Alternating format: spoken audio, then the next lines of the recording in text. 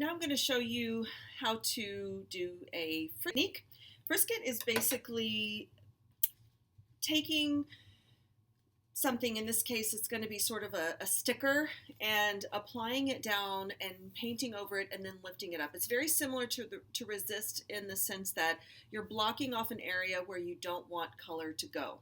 Now liquid, there's liquid frisket, and then there's like this sort of sticker frisket. And liquid frisket can come in, it comes in a little jar, and you can actually use a brush and you can paint it onto areas where you don't want the watercolor to go. You let it dry, you paint, you do your painting over it, and then you just kind of, and what is revealed underneath is what you had down before. So whether it's just the white of the watercolor paper, or maybe you put down a watercolor wash, it's a really, really cool technique. Unfortunately, we don't have any in the classroom, but what we do, which is sort of like a sticker, but it peels off. Think of the sticky part of a Post-it, for example. Now, if you are doing this from home, you can use masking tape for this. Just don't press it too hard. It might tear your paper. You could also use painter tape for this. But the frisket is pretty safe and it won't tear your paper. The way that you do this is you basically cut out a shape of the frisket, you stick it on here really well, you do your wash, you let it dry, and then you simply peel it off. So I'm going to shapes. If I were wanting to block out a certain area, I would have to teach with my, with my pencil and then my scissors and cut it down and place it strategically and so forth, which is not impossible to do, but for time purposes, I'm just going to make this really quick and just cut out a few shapes. So whatever your shapes are, doesn't matter. I'm just going to do maybe a circle and a blob, and maybe something more, I don't know, geometric. Okay. So I have my 3 stickers, and I'm just going to peel off the back.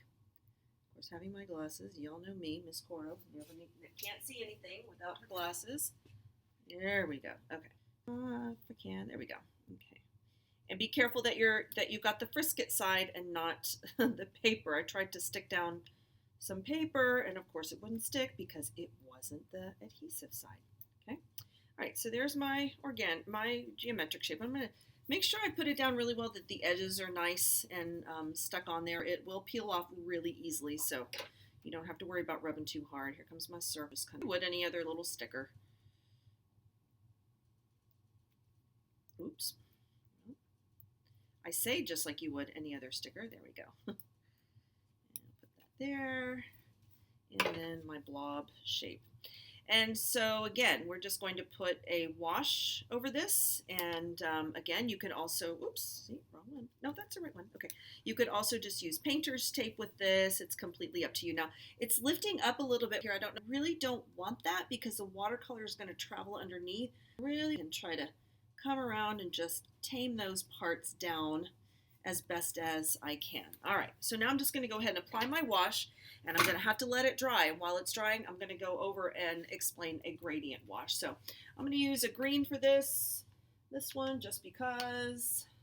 Open flip, I've got some water in there. I'm just going to start applying. Ooh, that's pretty dark. That is like an 80% opacity. I don't want that. So all I have to do is clean my brush completely, come back on top of that, start bringing my brush all the way around. If my brush bristles start to separate, I want to add more water to that, okay? All right, so there's my frisket one. I'm going to let that dry completely. And now I'm going to go ahead and go on over here and do what we call a gradient wash. Very similar to a blended wash, except I'm not going to put 2 colors down. I'm just going to put 1 down. And if we think back to when we were learning shading and you had to use a very soft transition from dark to light, that's basically here. Do it both ways. You can do the direct color method, or you can do the color block method. And some students prefer that. So that's the way that I'm going to show you, or most students prefer it, actually. I shouldn't say some. Most students prefer this method, so that's what I'm going to show you. I'm going to make sure I got a clean brush, water. I'm just going to bring it down, but before I take it all the way down, I'm going to dry my brush off just a little bit, and now I'm going to take my water back again to where I have a little bit less water down there, okay? Now I'm going to choose a color. I think this time I'm going to choose a, I don't know, I'll choose orange. Why not? Oops, I don't have it activated. That was yellow orange. Okay, flip. I'm just going to start right here. Okay, that's pretty dark. I'm going to clean my brush off. And then I'm going to start it again. I'm just going to kind of bring it down a little bit more, and you see it just get lighter and lighter and lighter. Okay, this is called a gradient wash. So a nice transition from dark to light. Okay, dark to light. Now these two are pretty dry. This still isn't quite dry enough for me to go back on and paint on top. So I'm going to go ahead and show you the wet on wet. The wet on wet is a very, very nice technique. It's kind of similar to the alcohol technique in that you're going to get a nice kind of explosion. You kind of saw it happen here in the gradient wash. So I'm going to show you how to do that right there. You're going to choose two colors that you like that are not complementary colors. So please don't do red and green, for example. But you could do red and yellow. I'm going to start with yellow actually because I think that this demonstrates the effect the best using this light value. I'm going to make sure that my brush is pretty wet. It's 30 to 50% opacity, making sure that my watercolor on my paper is nice and wet. You want to make sure that it's really wet. If you're painting with a dry brush, this is not going to work, okay? Clean my bit, tap it off, let's off, dip it in my red, and now I can just kind of go in here and just sort of add different colors. Make sure my green doesn't, oh, it looks like a music note. Okay, something like, you kind of explodes.